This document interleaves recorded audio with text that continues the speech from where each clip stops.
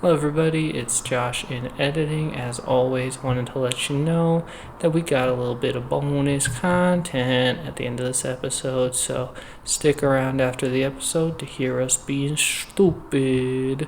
And in the meantime, enjoy this episode on The Talking Heads Remain in Light and The Naked Gun. Enjoy. Hello, everybody. Welcome to One for the Other. It's a podcast where two assholes talk about movies and music. One asshole is me, Lane. The other asshole will never know. He's muted. I You killed cutting him. me out of the podcast already? You're fired. No, the other asshole is. It's me, Josh. Introduce yourself. Yes, Lane and Josh. So the premise of the podcast: we listen to a record, we watch a movie, we come back with our findings. And then we look at the guy across the street who's walking around his kitchen with the window open in nothing but his underwear. That's me. I do that. No, that's some dude across the street in the building where they came like 2 days ago and took someone out on a gurney. Is he hot? No. He's got that middle-aged fupa. Not the fupa. Mm-hmm. Anyways. I had the responsibility of picking out the record, and I just picked a record that I've been listening to basically nonstop for the past 2 or 3 months. It's the Talking Heads record from 1980, Remain in Light. Yeah. What do you think, bitch? Me bitch thinks that this record was a lot of fun. It was, I remember we laughed at it because it was like avant funk, and I was like, yeah. Once in a Lifetime's not that funky. This album's pretty funky. Yeah, man. It's pretty funky. It's fun. I haven't listened to a lot of funk, so it's like really fun to listen to that and just feel the groove. And I feel like they were having fun when they were recording this, so that's always fun, you know? Totally. You can definitely get that impression. I think that what you said is interesting because when I think of funk records, this isn't a record that I think of. This is just a record I put on when I'm feeling particularly autistic one day. I'll throw this record on and just vibe to it. That's the fucking atmosphere I get from this record, and this band in general is an aura of autism. Do you know what I'm saying? No, please explain yourself. Okay. So it's funky as shit, and I like dancing to it, but I'm gonna dance like a robot who's never danced before because the riffs are super obtuse and angular, and they're really fast paced and really in your face. It's really weirdly it's autistic. This is autistic funk. That's our new tagline, autistic funk. So thank you for that. Okay, have you seen the music video for Once in a Lifetime? That's the one where he's on the floor doing the weird yoga shit with him in the background, right? Yeah, have you seen the dances he does in that music video? Yeah, that's the type of dances you do. Exactly. That's the dances it makes you want to do, because it makes you stroke out. Yeah, okay, I actually kind of get that, because it's so much... it's high energy, and it's so in your face, and you just I gotta move right now. Yeah. But you don't really know what to do. It doesn't have that the stuff that comes with something I don't know, something like the Yeche or whatever, where you're guided along. It's just kind of here's all the fun parts. So you're just I gotta just move something no matter what that is. And it's I'm just gonna spasm all over the place. So yeah, it's fucking awesome. All right, I agree with you on that. Yeah, this record was super cool and super fun with the funk stuff, but also some of those weird heavy tracks still really fun. Those dark ones where I was ooh, what's going on here? Yeah, definitely towards the end, specifically Listening Wind and The Overload. Those two are great songs to cap the record off with, and definitely change up the pace a little bit with just definitely a darker atmosphere and approach to the track. And I think they executed just as well, if not better, than the super fast paced African, funk stuff they were doing on the first half of the record. Yeah, definitely. well done there. And I think, yeah, it does kind of cap it off, and it kind of reminds you of like these, like they're not just fucking around with their shit. Like they do know what they're doing, and like they can kind of do what they need to. I feel like it's kind of like, I went into this record only knowing Once in a Lifetime, and I kind of thought it would be a lot more of that, which it wasn't. I was pleasantly surprised by that, but it kind of feels like someone trying to get into Steely Dan from listening to Reelin' in the Years. Like, Yeah, exactly. this was a different track for them that got way popular, and their sound is actually pretty different. So like you're not gonna get Once in a Lifetime for 10 songs. You're gonna get this crazy funk stuff, and you're gonna get this like crazy dark like The End type shit, like The End by the Doors. Yeah. No, yeah, totally. And I think just the fact that they're able to achieve both, weird, obtuse funk stuff, dark atmospheric stuff, and also a number one hit in many, many places in the same record is kind of a feat in and of itself. I think that's unbelievable and should be talked about more. Yeah. And I think it still feels cohesive. Like it doesn't feel like they're jumping all over the place, because I think they spend enough time with the ideas. Like you said, with Roger Waters wasn't exploring ideas within his songwriting.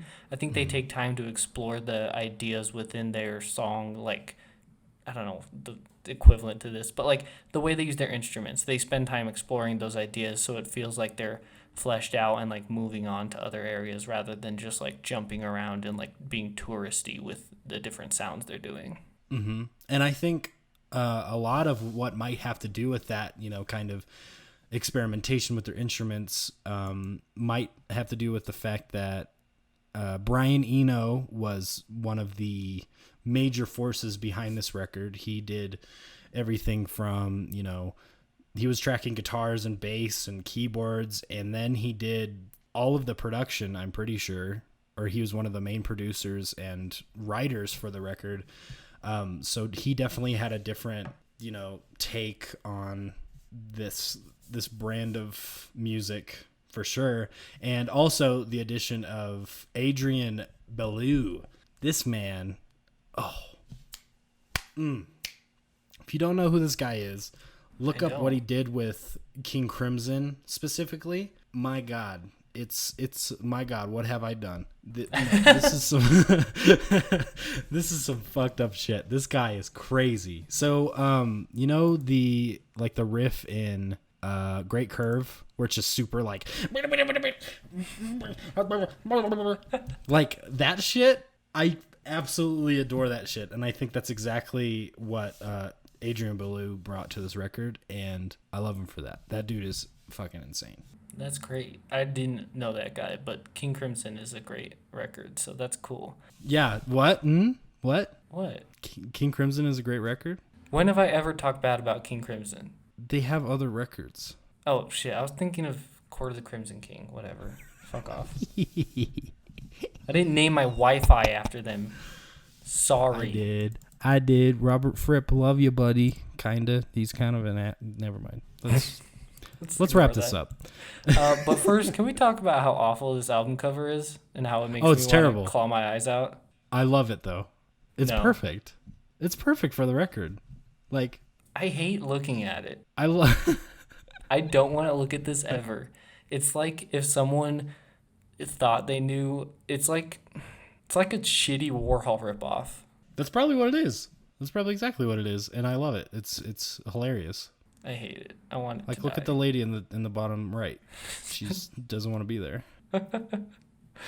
You can't even you can't tell who anyone is, and that's not necessarily a requirement for an album cover. But like, if your album cover is just gonna be your faces, can I see who you are? Because even knowing that video, I don't think I could point to this album cover and tell you which quadrant he's in. I'm thinking it's top left, but. They're ketchup men and woman. Their ketchup is so pixelated. Well, really only on the right guy. I guess they use different brushes. Yeah, that guy got the short end of the stick there. They just went into kid pics and used different brush types. He looks like Leatherface. He looks a lot like Leatherface. And then bottom left there kind of just looks like it looks like they just took like a picture of Ringo and did it. Yeah, that's exactly what I was thinking. He looks like Ringo. Cool. So we moving on, or yeah? Can we rate this fucking shit record? I fucking hate it. It sucks. Yeah, I'm giving this record I'm gonna give it a solid 8 out of 10, and I'm not gonna explain why because I can't. Fair enough. I'll give it a 9. No, fuck it. I don't know. Like, I don't have any issues with this record. 10 out of 10. Fuck you. Cool. I will fuck me. Anyways, oh shit. I have to replace the D tier in our list. It always clears the D tier for some reason. It's like, yeah, are that's you sure? weird. Sure you said shit? And I'm like, yes. I do not want to listen to these. So, where do we want to put this? A tier. A tier. I'm inclined to agree, but as you know, we must move something now. So what shall we move? And then we'll have to move something out of B too. I think we move Leanne La Havas into B, and then Mudhoney into C. I was thinking Leanne La Havas and Chrome Sparks. Chrome Sparks, probably. I'm cool with that too. Okay. Let's do that. Cool. Sorry, Leanne, love you, but can't really beat Talking Heads, man. Shit's good. Can't beat them? Grab the baseball bat. Fuck them. Can't beat them? Fuck them. Try it. See That's what happens. What I don't know what's going to happen to you. What? I don't know what's happening. I don't know. Whoa. What the fuck going on in Miami, bro? How did I get here? Oh my God. Cool. What have I done? Would you listen to the record if David Byrne sound like a ghoul? Yeah. Would you listen to the record if he only inhaled when he sang? So it was just like, my God, what have I done? Like the... No, I can't do it. Can dude. I can't do it. Da, da, da, da, da, da.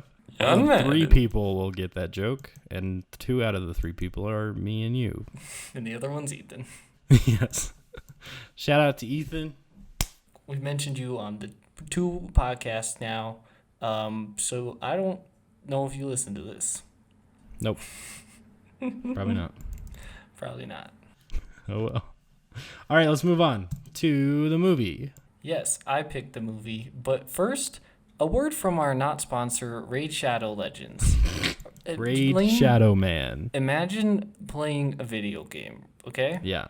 Mm-hmm. Now imagine playing it on the bus. How are you going to do that? Where you plug the TV? Where you plug the Xbox? Where you plug the PlayStation? What do? You can't do that. What if I told you? I want to play GameCube on the bus, but I can't because I don't know where GameCube go.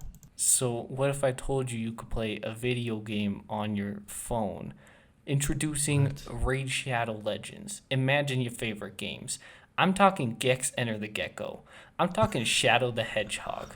I'm talking motherfucking Ghost of Tsushima. Okay, but it's on your phone. Okay, Raid Shadow Legends is like none of these games, but it is on your phone. Okay, so there you go. Once again, thank you to our not sponsor, Raid Shadow Legends. It's a game on your phone, the only one. That's the tagline. That's what they say. So the movie that we watched this week was called Naked Gun from the Files of Police Squad. It's from 1988, comedy featuring Leslie Nielsen, star of Airplane, very much in that vein. What did you think, Lane? Yeah. I love this shit. I fucking love this shit. It's so funny. It's so... I don't know. I don't think there's like this movie and Airplane specifically. Like, I don't think maybe Monty Python as well. Like, there's not... Movies don't really make me laugh out loud, like, ever. But these types of movies just fucking tickle my funny bone. It gets me good.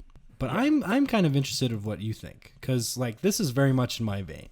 But you did not like Monty Python, so I'm interested to see what you think about this one. Yeah, I came into this being like, this is the hill I die on. This is where I skewer myself by saying how much I love this movie. Fully realizing how similar it is to Monty Python. Yeah. But I laughed so hard throughout this movie. There's so Yeah. many different aspects of it that were done so well. I mean, there's even, there's like the obvious gags, which are great and funny, and there's even Hmm. smaller, subtle ones, like how a lot of the writing is just so on the head, where it's like he drives up to a police station and the narration's like, I drove to the police station. Yeah. Or one of my favorites was like, not a single person will rest at the police station until he's found. Now let's go get some lunch. Like shit like that. That's hilarious.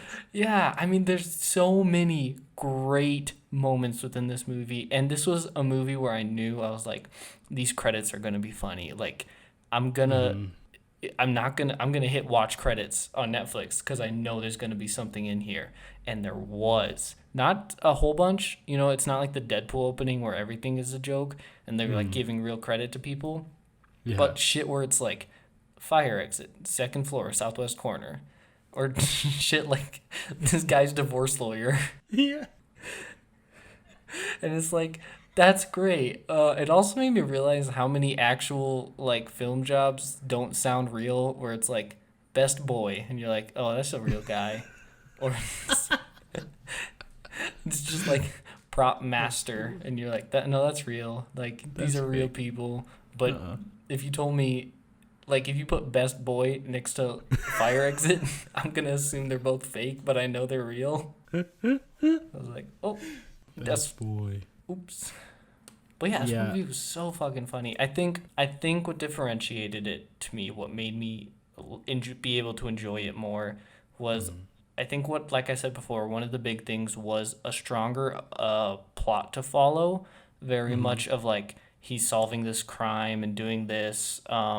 And I think that shorter form comedy as well. They definitely spend time with jokes and like will repeat some, but I think they moved on from jokes fast enough that if I didn't find a joke funny, which I can't think of a single example of, Mhm. um, I didn't have to spend time ruminating with it. So I think that was the biggest difference where I was like, why do I like this more than Monty Mhm. Python? Was I think mostly that. Like there was something to follow. And I think most of the jokes service the plot pretty well. Yeah, and I think I've been thinking about it. Like, I think Monty Python, it's definitely more. I think it's exactly how you said it. Yeah, it's more short form. It's like skits inside of a movie, and they kind of explore one joke or topic for, it could be up to 4 or 5 minutes.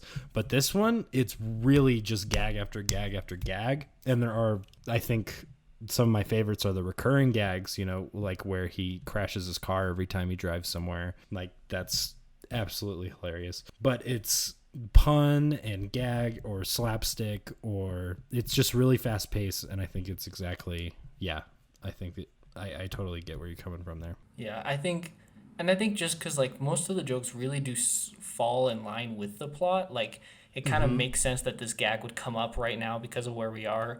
Like when he's first at the docks and he's trying to shake down that guy, he's trying to bribe him, and then they keep going back and forth, and he's like, "Can you spot me at 20?" He gives him the 20 back. Like, that setup and payoff for that joke is perfect. Like, it's I don't know how you could make that joke better. Like, it's perfect. I love that joke. And I love how they come out with it, like, just immediately are like, this is gonna be stupid, with Mm-hmm. naming it Police Squad. Like, it's the dumbest shit ever, but it's so funny of like, this is the top crime squad. We are Police Squad. Squad. And that opening scene where he's like fucking beating up Fidel Castro, and he's like smearing off Gorbachev's fucking lesion on his brain or whatever the fuck. Like, oh, that one got me real good. Where he's like, I knew it. He like just smears it off. That was real good. So funny. Yeah. Yeah. I don't know. I think this is a movie you watch with your dad. Oh, yeah. I think this is definitely father-son humor that I don't think mom's going to like it, but I think you and dad definitely going to like it. Well, that was also something I enjoyed. When you see these movies that are, very funny, and especially older ones, like this is from '88, so it's pretty old, you're typically Mm. going to run into some problematic jokes. There were like Yeah. none in this movie. Like, Yeah, it's this all pretty is, clean. yeah, like I could show this to like my really PC friends and stuff, and like there's not going to be any moments I feel like where it's like, that's like kind It's of like out of funny. touch. Yeah. Yeah, or it's like they're not. I don't think there's scenes where they're like making fun of minorities or LGBTQ plus members. Like Mm-hmm. they're very much sticking to like let's just make the funniest stuff we can and just make fun of people being dumb. Mm-hmm. Yeah, I think that's exactly right. And it's also satirical too. Like Mm-hmm. they also satirize, the cop movie and the buddy cop thing and all that shit. So I think it's definitely there's a place for everybody to enjoy this movie, I think. Yeah, definitely great. I'm definitely gonna try and find these sequels. Are they any good? Do you know? I know I've seen sorry. I've seen the second one. The second one's pretty funny. It's not as good as the first one, but the third one, it's like we get it. Yeah. I think I watched them all back to back, so it kind of got old after a while. But if you were to watch them, on separate occasions, I'm sure it'd be hilarious. Cool. Yeah, I don't even know what else to say. Like it's just funny and that's all you need to know. Yeah, Like they focus so well and hone in on the comedy. Like that's really the main thing. The plot's like it's enough there that I feel like it differentiates itself from like Monty Python, but it's like hmm you're not gonna focus on that. No one cares about like how deep the writing is or whatever. Like yeah, it's about the funny and it's funny. yeah. I think that's exactly right. Couldn't say it better myself. And they beat the shit out of OJ Simpson, so it's like double win. That scene is really funny. O.J. Simpson. I hate to say it, but he does a pretty good job being a fucking moron. Yeah. Well, shall we rate this then? Yeah, shout out to O.J. Simpson. He's innocent. He didn't do nothing. What was it? Oh, there was a scene in Lucifer where he's trying to cover his hand. He's putting like these gloves on. He's like, "What am I, O.J. Simpson?" Oh my god. Ooh. Good shit. All right, yeah, let's rate this some All bitch. right, go ahead. I'm gonna rate it an 8 out of 10. I think that it's just super enjoyable and a super fucking good time. And it's not like it's not high art or anything, and that's probably why it's not a 9 or a 10. But I think it's just like hilarious, and I think everyone should watch it. So Wow. I think I'm gonna give this movie a 10 out of 10. Like ooh, it was super funny, even like almost 40 years later. I guess it's more like 30 something, but like it's 30 years later, it's still hilarious. It's not problematic. Like I want to show this to everyone that I possibly can, even though most people have probably already seen it. yeah, totally. That's great. Fuck yeah. Cool. So, wow, both of times we have done an 8 and a 10 out of 10. Yeah, we flipped. There we go. All right, so where are we putting this in the list? I think it's gotta go A tier. I see. I want to say A and knock down Good, the Bad, and the Ugly, and I immediately flash back to when we made this, and you were like, you gave it a 10 out of 10 and put it in C, Yeah. and I want to put it down to B. I'm not okay with that. I think I'd be more okay with moving. Oh god. What about Uncut Gems? See, I love Uncut Gems, but I think if we move down Moonlight, it'd be Yeah, I'm okay with that. I feel like Moonlight is the most forgettable of those three. yeah, right? Like and I genuinely didn't like a lot of that movie. So, I forgot what I rated it. Maybe a 7 or an 8 or something. Yeah. Like there's a lot of redeeming qualities about the movie, but for the majority of it, I just didn't have a good time. All right, so we move this down to B. What are we moving out of B? Probably Swiss Army Man or Inglourious Bastards. I keep wanting to die on the hill of defending Swiss Army Man, but I don't really have a good reason to keep it up there. I kind of just picked it to have something to defend, honestly. Yeah. I really was just like, you wanted something, and I was like, I want to pick something. Yeah. So there you go. Swiss Army Man down to C. All right, cool. All right. Cool. Well, I think that is about it for this week's episode. Yeah, so for next week, I have the record. And I chose something. I think I was kind of inspired by those later tracks on Remain in Light, and kind of those heavier bluesy type sections. So we are going to listen to Bubblegum by Mark Lanigan. It's a blues rock album from 2004. Actually found this record from What's in My Bag, the Against Me episode. One of the members grabbed this and they played a snippet, and I was like, that sounds cool. And that's the rest of it. I was like, that sounds cool. Fuck yeah. Yeah, I haven't even heard of this guy, so yeah, this will be cool. It's pretty cool stuff. Cool. I have the movie for this week, and I'm looking at this group of movies, and I realize we don't have a cheesy romantic comedy in a bunch. So we're going to be watching the 1996 film Jerry Maguire. Wow, you were way off. I know. I thought it was like 84. I was way off, dude. Yeah, this is a movie. I've seen clips of it because my mom loves this movie, but I'm going into it with the best of intentions. I'm gonna look at it from the unbiased world, and I'm gonna see if I actually enjoy it. Yeah, I think I've heard of Jerry Maguire a lot, but also I feel like I used to confuse it with Lizzie McGuire a lot when I was younger, so I actually have no idea how much I've interacted with this, but I feel like I haven't seen it. Most likely not. Yeah, so I didn't watch a lot of 90s rom-coms in my youth. Me neither. You didn't? No. That's crazy. You What want to am I? go out sometime or? Shit. That's all I have to say about that. All right. All right. Thanks for tuning in, everybody. All for you. We love you. We'll see you next week. Go email us. One for the other podcast at gmail.com. Go follow us on Instagram. One for the other podcast. Catch us on Apple Podcasts. Well, we're trying to finagle it, so Yeah, because that comes with a big announcement. We launched a Squarespace site, everybody. So you can go check that out. All of the episodes are up on there. And like they'll be set to come out the same time they're on YouTube. We are working to get it. It should be able to sync up with Apple Podcasts and be able to update within 24 hours of uploading from there to Apple Podcasts. We're running into some issues because Apple Podcasts is being a dick right now, but we should have that up as soon as we can. You can listen to the audio format on there, like it's just an audio block. So I don't know how well it works with like turning off your phone. I meant to check that before and I didn't. But yeah, the domain is like a weird one that Squarespace gave us, so it'll be linked there. But yeah, we have a whole website now, and there's like bios for us and a separate about page that also has bios for us, but it's different and it's just really stupid.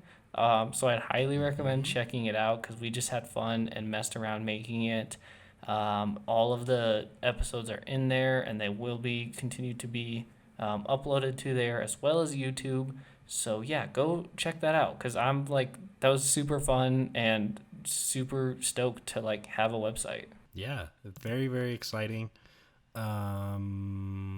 Maybe we'll have some other stuff up there in the future.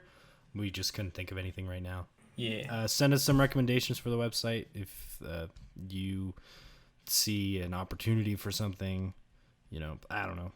Fucking send us some shit. Maybe we'll put a dick pic gallery up there if you guys send any. Yeah, I mean, if we fucking got any in our email inbox. But we don't, so we can't put that up. I'm just saying. Effers. I'm just saying. All right, everybody. You know. Okay, everybody, go follow us on our socials. Go visit a website.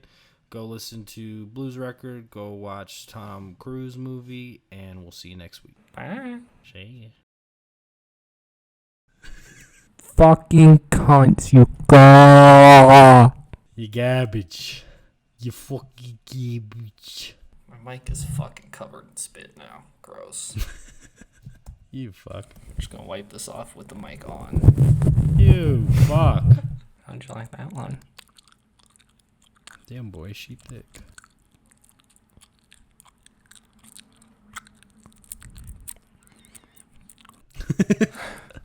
I am fucking freeballing.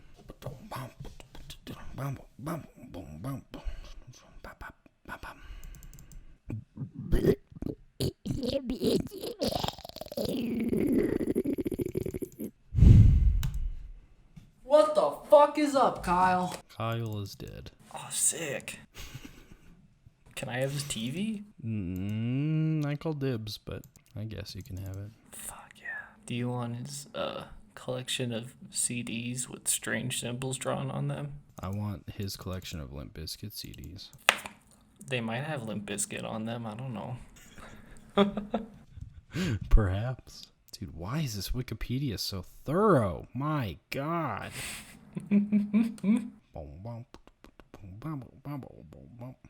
You're gonna laugh, because I'm gonna make you. Laugh. I remember when I lost my mind. Oh God, this song is so...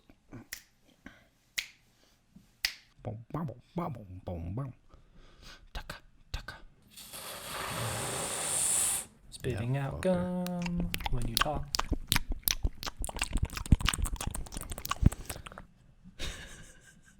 I'm seriously considering, I'm taking a writing for episodic TV class, and I'm seriously considering just using the plot of Lemonade Mouth for a pitch. Do it. No balls.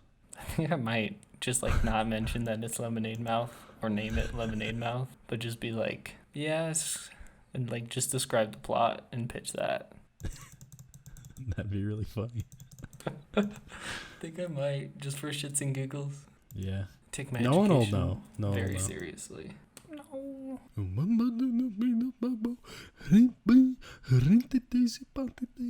You can tell that I haven't memorized the lyrics to any of these songs. Shh. Mm-mm. Sleep time. Time for sleep. It's time for sleep. You can go sleep now. Okay, you ready? Sleep. Hello, everybody. Hello, everybody. Welcome to the podcast that is the best podcast. I'm trying. Do it again. Saw a tweet from Ringo today that just said, saw, it was, saw,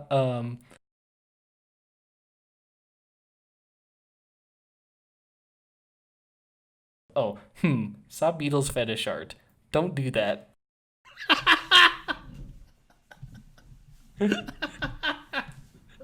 He just now found out about this? I don't know how old the tweet is. I saw it on Instagram. Oh, okay. Oh my God. It's from 2017, so Ringo. don't do Ringo, that. why? Don't do Your baby. You baby. Stop recording, fucking bitch. Stop recording.